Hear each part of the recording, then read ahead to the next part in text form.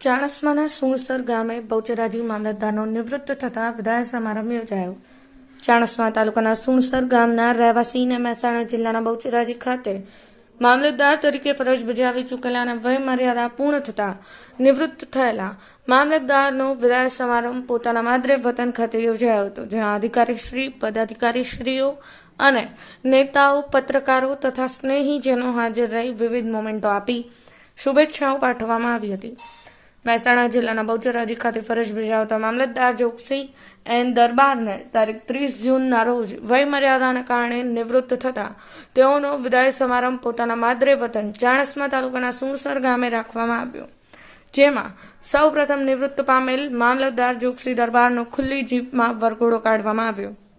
ત્યારબાદ ગામની પ્રાથમિક શાળામાં કાર્યક્રમ યોજાયો હતો, જ્યાં સૌ પ્રથમ તેઓના ધર્મપત્ની દ્વારા કુમકુમ તિલક કરી સન્માન કરવામાં આવ્યું.